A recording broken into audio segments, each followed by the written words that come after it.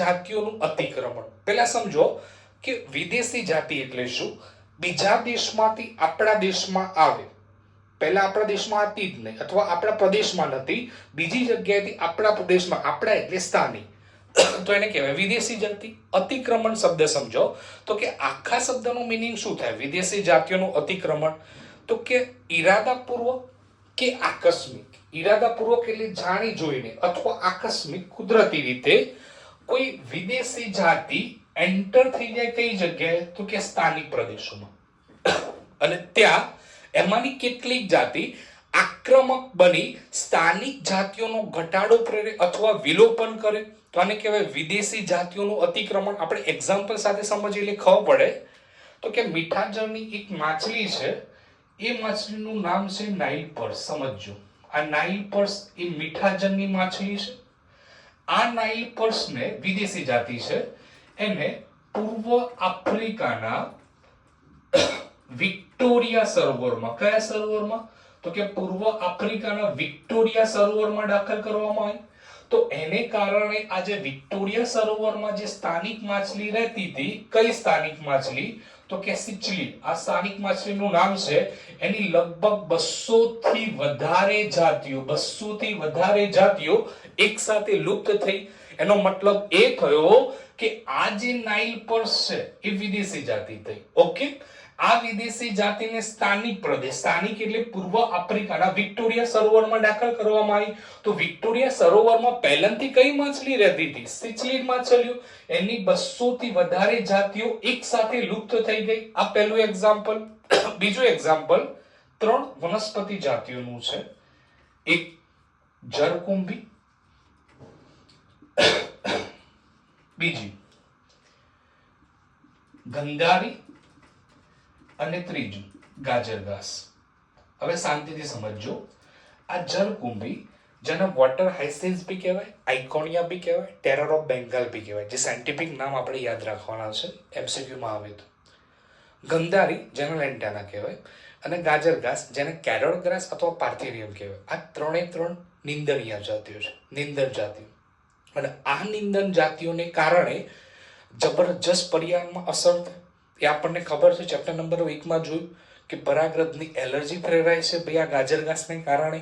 ઘઉંની આયાત કરેલી જાતિઓની સાથે આ ગાજર ઘાસ ઉગી હતી અને એની પરાગરજ તીવ્ર એલર્જી માટે જવાબદાર છે. આ ઉપરાંત જે સ્થાનિક જાતિઓ છે એની સંખ્યામાં ઘટાડો કરવા માટે, એમાં ભય પ્રેરવા માટે પણ આ 3 વનસ્પતિ જાતિઓ જવાબદાર છે. ત્રીજું એક્ઝામ્પલ જોઈએ વિદેશી જાતિઓના અતિક્રમણમાં. તો કે ત્રીજા એક્ઝામ્પલમાં એક માછલી છે. આ માછલીનું નામ છે ક્લેરિયસ ગેરીપિનસ. આ આફ્રિકન કેટફિશ છે, આફ્રિકન કેટફિશ. આ ક્લેરિયસ ગેરીપિનસને આપણી નદીઓમાં દાખલ કરવામાં આવી. આપણી એટલે ભારતની નદીઓમાં. તો ભારતની નદીઓમાં જે કેટફિશ હતી એને કહેવાય સ્થાનિક કેટફિશ. સ્થાનિક. તો આ સ્થાનિક કેટફિશની સંખ્યામાં ઘટાડો થયો, એમાં ભય ફેલાયો. હવે શબ્દ સમજો. ક્લેરિયસ ગેરીપિનસ એ વિદેશી જાતિ છે. આ ક્લેરિયસ ગેરીપિનસ એક કેટફિશ છે. સાહેબ કેટફિશ એટલે શું? કેટ એટલે બિલાડી થાય, ફિશ એટલે માછલી થાય. એટલે જે માછલીનું મુખ અથવા આગળનો ભાગ બિલાડીના મુખ જેવો હોય એને કહેવાય કેટફિશ. આ ક્લેરિયસ ગેરીપિનસ જે આફ્રિકન કેટફિશ છે એને આપણી ભારતની નદીઓમાં દાખલ કરવામાં આવી જળચર પ્રાણીઓના ઉછેર માટે. તો ભારતની નદીઓમાં પહેલેથી જે જાતિઓ રહેતી હતી કઈ? તો કે સ્થાનિક કેટફિશ ઘણી બધી હતી, એની સંખ્યામાં ઘટાડો થયો. તો આ 3 મોસ્ટ ઇમ્પોર્ટન્ટ એક્ઝામ્પલ થયા. નીટ 2019 અને નીટ 2020 માં પૂછાયેલા ક્વેશ્ચન છે આ બધા, એટલા માટે ખાસ ઇમ્પોર્ટન્ટ. ત્રીજા નંબરનું આપણે કારણ જોઈએ તો કે ત્રીજા નંબરનું કારણ છે સહવિલોપન અને સહલુપ્તતા. પહેલા સમજો. સહ એટલે સાથે, વિલોપન અથવા લુપ્તતા એટલે ધીરે ધીરે અદ્રશ્ય થવું, નાશ થવું. હવે સહવિલોપન અથવા સહલુપ્તતા એટલે શું? તો કે યજમાન કોઈ લુપ્ત પામે, યજમાન, તો એની સાથે સંકળાયેલું આખું પરોપજીવી જે સજીવ છે, પરોપજીવીનું જૂથ, એ આખું જોડે જોડે લુપ્ત થઈ જાય. એક એક્ઝામ્પલ આપું.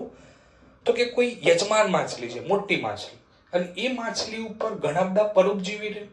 જો કોઈ કારણોસર, કુદરતી કે કૃત્રિમ કોઈ પણ કારણોસર એ યજમાન માછલી મૃત્યુ પામી, તો એ માછલી ઉપર નભનારા જેટલા બી પરોપજીવી સજીવો હતા, નાના કીટકો હોય કે કોઈ પણ સજીવ હોય, એ બધા એની સાથે લુપ્ત થશે, નાશ પામશે. તો આ થયું સહવિલોપન અને સહલુપ્તતાનું એક્ઝામ્પલ.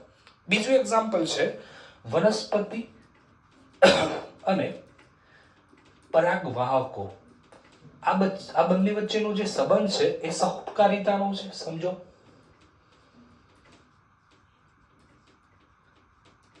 વનસ્પતિ અને પરાગવાહકો. પહેલા શબ્દ સમજો. પરાગવાહક એટલે શું? તો કે પરાગનયનની જે ક્રિયા કરે એને પરાગવાહક કહેવાય. જૈવિક અને અજૈવિક બે પ્રકારો છે. જૈવિકમાં આપણે અજૈવિકમાં જોઈએ તો પવન અને પાણી, એની વાત નથી. આપણે જૈવિકની વાત કરીએ તો પ્રાણીઓ એટલે આપણે કોઈ કીટક, મધમાખી અથવા બમરી એવું કોઈ એક્ઝામ્પલ લઈએ. વનસ્પતિ એટલે પુષ્પ એટલે વનસ્પતિ ઉપર જ હોય. તો એ મધમાખી, ધારો કે એ પતંગિયું લુપ્ત થઈ જાય તો એ પતંગિયું ચોક્કસ પુષ્પનું પરાગનયનની ક્રિયા પ્રેરતું. પણ જો એ પતંગિયું જ લુપ્ત થઈ ગયું, એની આખી જાતિ લુપ્ત થઈ ગઈ, તો આ વનસ્પતિનું જે પુષ્પ છે એમાં પરાગનયન નહીં થાય. એટલે એ પતંગિયાની સાથે સાથે પુષ્પ, સાથે સાથે વનસ્પતિ પણ લુપ્ત થઈ જશે. આ એક્ઝામ્પલ થયું સહવિલોપન અને સહલુપ્તતા. તો આજનો આપણો ટોપિક હતો જૈવ વિવિધતાની નુકસાનીના કારણો. 1 મિનિટમાં ફાસ્ટ રિવાઇઝ કરીએ. જૈવ વિવિધતાની નુકસાનીના કારણો. આપણે પહેલા એવું કીધું, જૈવ એટલે સજીવ, વિવિધતા એટલે અલગતા અથવા જુદાપણું. સજીવ એટલે શું? તો 11માં ચેપ્ટર નંબર 2 પ્રમાણે જોવા જઈએ તો વિટેકરની 5 સૃષ્ટિ વર્ગીકરણ. મોનેરા, પ્રોટિસ્ટા, ફૂગ, વનસ્પતિ સૃષ્ટિ, પ્રાણી સૃષ્ટિ. Monera archaebacteria, eubacteria. Protista chrysophytes, ડાયલોપ્લાઝેટ, યુગ્લિનોઇડ, સ્લાઇમ મોલ્ડ, પ્રજીવ. મોનેરા પ્રોટિસ્ટા ફૂગ, બેસિડિયોમાઇસિટીસ, આસ્કોમાઇસિટીસ, ડ્યુટ્રોમાઇસિટીસ. એના પછી વનસ્પતિ સૃષ્ટિ તો કે અપુષ્પી, સપુષ્પી. અપુષ્પીમાં એકાંગી, દ્વિઅંગી, ત્રિઅંગી. એકાંગીમાં લીલ આવે, ક્લોરોપાઇસી, ફિયોપાઇસી, રોડોપાઇસી. દ્વિઅંગીમાં લીવરવર્ટ અને મોસ આવે. ત્રિઅંગીમાં તો છે. હવે સપુષ્પીમાં અનાવૃત અને આવૃત. આવૃતમાં દ્વિદળી, એકદળી. આ થઈ વનસ્પતિ સૃષ્ટિ, જે આઇક્લનની વનસ્પતિ સૃષ્ટિ વર્ગીકરણ. પ્રાણી સૃષ્ટિમાં આપણે સછિદ્ર સમુદાયથી સ્ટાર્ટ કરીએ છીએ. સછિદ્ર, કોષ્ટાંત્રિક, અંગદરા, પૃથુકુમી, સૂત્રકુમી, નુપુરક, સંધિપાદ, મૃદુકાય, શૂળત્વચી, સામી મેરુદંડી, ચુષ્મુકા. પછી કાસ્તિમત્સ્ય, અસ્થિમત્સ્ય, ઉભયજીવી, સરીસૃપ, વિહંગ, સસ્તન. તો આ બધા સજીવો એટલે કહેવાય જૈવ. બધામાં વિવિધતા છે, બધા અલગ અલગ છે. તો દિવસે ને દિવસે આમની સંખ્યા ઘટી જાય છે. એનું મુખ્ય કારણ શું? તો કે માનવ પ્રવૃત્તિ. એક ટાઇટલ છે, ઉપશીર્ષક, જેનું નામ છે ધ એવિલ કાર્ટેટ. એવિલ એટલે ખરાબ, નેગેટિવ. ક્વાર્ટેટ એટલે 4. એટલે આ 4 કારણો એવા છે જેને કારણે પૃથ્વી ઉપર દિવસે ને દિવસે જૈવ વિવિધતા એટલે કે પ્રાણીઓ અને વનસ્પતિઓની સંખ્યા ઘટી રહી છે. પહેલું કારણ વસવાટી નુકસાન અને અવખંડન. પહેલા ટોપિકમાં આપણે જોયું હતું વર્ષાવનો, જંગલો પહેલા 14% ભાગ કવર કરતા હતા. હવે કેટલું? તો કે 6%. એમેઝોનના વર્ષાવનો છે ભાઈ. હા, પૃથ્વીના ફેફસા તરીકે પૃથ્વી ગ્રહના આખા ફેફસા તરીકે ઓળખાય. એટલો બધો ઓક્સિજન પ્રોવાઈડ કરતા હતા. પણ એમેઝોનના વર્ષાવનોમાં જેટલા બી વૃક્ષો હતા એ વૃક્ષોને સોયાબીનની ખેતી અને ઢોરના ચારા માટે કાપી નાખવામાં આવ્યા. એટલે તૃણભૂમિ અથવા ઘાસભૂમિ ફેરવાઈ દીધું. જંગલ હતું, ઝાડ કાપી નાખ્યું, તો હવે એ જમીન ઉપર ઘાસ ઉગશે તો એને કહેવાય તૃણભૂમિ અથવા ઘાસભૂમિ. આ ઉપરાંત પ્રદૂષણને કારણે વસવાટો અવનતિકરણ થયા. માનવ પ્રવૃત્તિને કારણે આપણે આપણા ઘર બનાવવા, ફેક્ટરી બનાવવા, શેડ બનાવવા માટે જંગલને કાપ્યું. એટલે જંગલને નાના નાના ખંડોમાં વિભાજિત કર્યું. તો જે પ્રાણીઓ કયા? તો કે સસ્તન, પક્ષીઓ અને પ્રવાસી પ્રાણીઓ કે જેમને રહેવા માટે વિશાળ વસવાટ જોઈએ, એમની સંખ્યામાં નોંધપાત્ર ઘટાડો થયો. આ થયો વસવાટી નુકસાન અને અવખંડન. એના પછીનો આપણે ટોપિક જોયો અતિશોષણ. માનવ ખોરાક અને આશ્રય માટે પ્રકૃતિ ઉપર આધાર રાખે, પણ એની લાલચને કારણે વધારે ને વધારે પ્રકૃતિનો ઉપયોગ કરે, જેને કારણે છેલ્લા 500 વર્ષોમાં સ્ટીલર સિકાઉ અને પેસેન્જર પિજન જેવા ઘણા બધા પ્રાણીઓની જાતિ લુપ્ત થઈ ગઈ. ઘણી દરિયાઈ માછલીઓનો વધુ પડતો શિકાર થયો, એ પણ ઓછી થઈ સંખ્યા. આ ઉપરાંત વ્યવસાયિક રીતે ઘણી બધી ઉપયોગી જાતિઓ પણ લુપ્ત થવા આવી. એ પછી ત્રીજો અને મોસ્ટ ઇમ્પોર્ટન્ટ ટોપિક આપણે જોયો વિદેશી જાતિઓનું અતિક્રમણ. ઈરાદાપૂર્વક કે આકસ્મિક રીતે કોઈ જાતિ સ્થાનિક પ્રદેશમાં પ્રવેશ પામે એમાંની કેટલીક જાતિઓ આક્રમક બની સ્થાનિક જે જાતિઓ છે એનો નાશ કરે, એની સંખ્યામાં ઘટાડો કરે, એને કહેવાય વિદેશી જાતિઓનું અતિક્રમણ. નીટ 2019 અને નીટ 2020 માં પૂછાયેલો મોસ્ટ ઇમ્પોર્ટન્ટ ક્વેશ્ચન ટોપિક છે. બોર્ડમાં અલગથી 2 માર્ક્સમાં આવી શકે, ગુસ્સેટમાં બી આવી શકે, બોર્ડની થિયરીમાં પણ થિયરી આવી, બોર્ડના પેપરમાં પણ થિયરી આવી શકે. ટોટલ 3 એક્ઝામ્પલ છે. પહેલું, મીઠાજળની માછલી નાઇલ પર્સ. મીઠું જળ એટલે નદી, તળાવ, સરોવરમાં રહેતી માછલી નાઇલ પર્સ આ વિદેશી જાતિ છે. અને પૂર્વ આફ્રિકાના વિક્ટોરિયા સરોવરમાં દાખલ કરવામાં આવી તો વિક્ટોરિયા સરોવરમાં પહેલેથી જ રહેતી સ્થાનિક સિચલિન માછલીઓની 200 થી વધુ જાતિઓ એક સાથે લુપ્ત થઈ. બીજું એક્ઝામ્પલ, જરકુંભી ગંધારી ગાજરઘાસ. જરકુંભી સાયન્ટિફિક નામ water hyacinth, આઇકોનિયા terror of Bengal બી કહેવાય, ગંધારી લેન્ટાના, ગાજરઘાસ કેરોટ ઘાસ, પાર્થેનિયમ આ નિંદણ જાતિઓ છે જે પર્યાવરણમાં પ્રદૂષણ તો કરે જ છે, સાથે સાથે સ્થાનિક જાતિઓ એટલે વનસ્પતિની સંખ્યામાં પણ ઘટાડો કરે. આ ઉપરાંત આફ્રિકન કેટફિશ જેનું નામ છે ક્લેરિયસ ગેરેપિનસ આ વિદેશી જાતિ છે. અને આપણી ભારતની નદીઓમાં એન્ટર કરવામાં આવે તો ભારતની નદીઓમાં પહેલેથી જ સ્થાનિક કેટફિશ રહેતી હતી એની સંખ્યામાં ઘટાડો થયો. આ થયું વિદેશી જાતિઓનું અતિક્રમણ. હવે લાસ્ટ ટોપિક, સહવિલોપન અને સહલુપ્તતા. સહ એટલે સાથે, વિલોપન અથવા લુપ્તતા એટલે લુપ્ત થવું, નાશ પામવું.